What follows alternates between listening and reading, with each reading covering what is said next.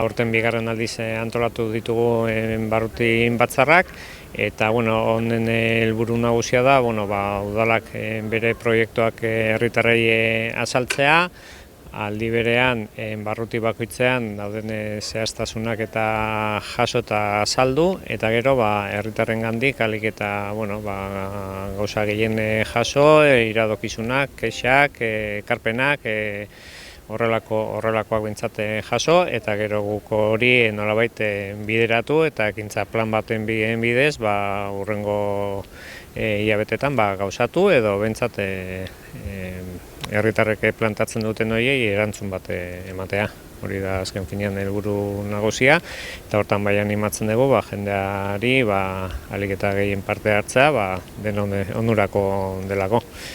Iaz behintzat, esperientzia guk behintzat positibotzat jotzen dugu, jendea gerturatu zen, ekarpen asko jaso genituen, eta nik uste helburua behintzat lortua joan den urtetik, eta urten errepikatzen dugu ere, behintzat helburu horiek lortu ahal izateko. Barruti bakoitzean orain apirilean hasiko ditugu, barruti bakoitzean, Donibanetik hasiko gara, gero Antxo, San Pedro, Antxo, Trintxerpe eta San Pedro.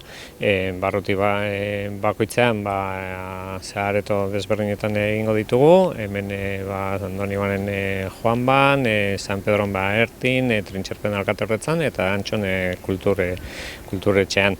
Eta jendeak arratzaldeko zeiterritan izango dira, eta jendea hurbiltzea eta beraien ekarpenak egiteko prest.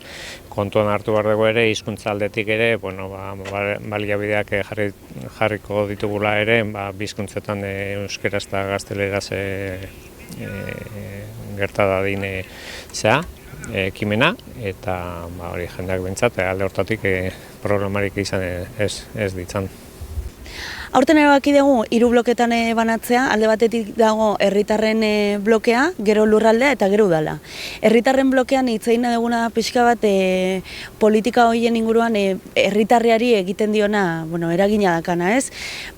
Horre politika feministen inguruan hitz egingo dugu, gizartekintzan ze berrikuntzak izan ditugun, gero baitare kontatuko dugu kultur diagnostiko bat egin dugula eta saltzea pixka bat horri zertan dantzan, eta gazteria, kirola, euskara eta horren inguruko zelanketa burutu ditugun edo zertan gabiltza.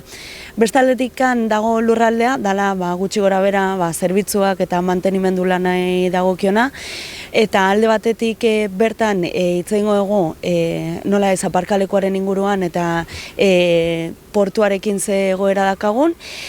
Bestalde batetik hitz egingo dugu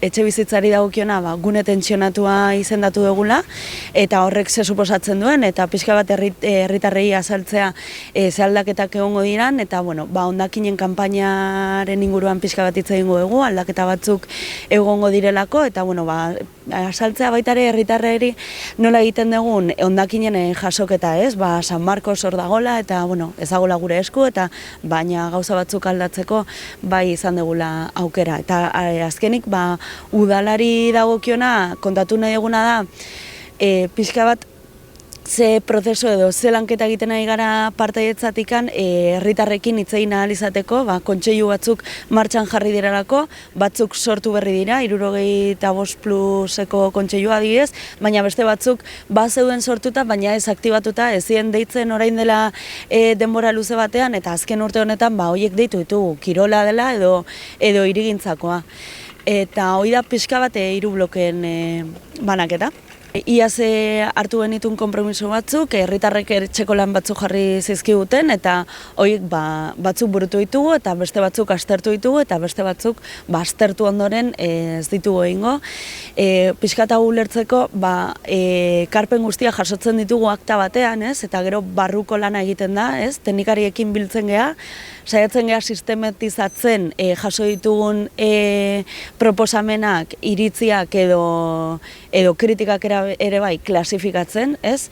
Eta departamentu bakoitzarekin egiten ditugu bilerak, aber nola burutu ditzakegun, aber burutu ditzakegun, eta gero bestalde batetikan baitare gobernuak erabakitzen du ea proposamen hori burutuko dugun ala ez. Orduan, azken urte honetan akta horiek jaso genitun, herritarrari bidali genion, herritarrek zekaten aukera bere korreoa usteko, eta orduan guk helarazi genizkien aktak horiek, eta lehenengo 6 hilabetetan egin dugu barruko lana, teknikarekin biltzea eta bar, eta 6 hilabete bete direnean, devoluzio dokumentu bat sortu dugu, itzulpen dokumentu bat, nun azaltzen da pixka bat, jaso genuen hori zegoeran dagoen, ea burutu den, ea aztertu den, edo ea ez dugun ikusten, ez? Eta orduan, hori izan da, 6 hilabete ondoren, aurreko barruti batzarrak eta 6 hilabete ondoren, eta orain, barruti batzarra hauetan, baingo egu errepaso sakonago bat, ez? Nola dauden gazak, eta ze puntuan gaude. Egia esan, jakiteko, herritarren proposamenak, jakiteko ea burutu diren ala ez, honena da herritarrek ikustea bere proposamena burutu dela. Baina, bai sortu daitekela frustrazio bat, ez, proposamen bat egin dezula eta ez dela burutu edo ez dakizula ezer horren inguruan. Horretarako dira baitare barruti batzarrak, ez, azalpenak emateko eta kontatzeko pixka bat nondik nora mugitu diren gauzak. Gehien ateratzen den gaia, espero duguna, aurten behintzat izango da parkalekua, ez, eta portuarekin dakagun egoera, baina ziur aski aterako da baitare hondakinak, horregatik aurkeztu nahi dugu kanpaina berria, eta barrutiaren arabera, ez, antxo izan daiteke obrak, nola dauden obrak eta etorriko diren obra horiek zertan datzal, Trintxerpe ziur aski izango da portua, San Pedron portua eta mugikortasuna, ez? Hor errepide bakarra dago San Pedrora sartzeko eta jaiak direnean edo arazoren bat dagonean arteria horretan mugikortasunari eragina egiten dio eta Donibanen izan daiteke turismoa eta izan daiteke baitare hondakinen jasoketa.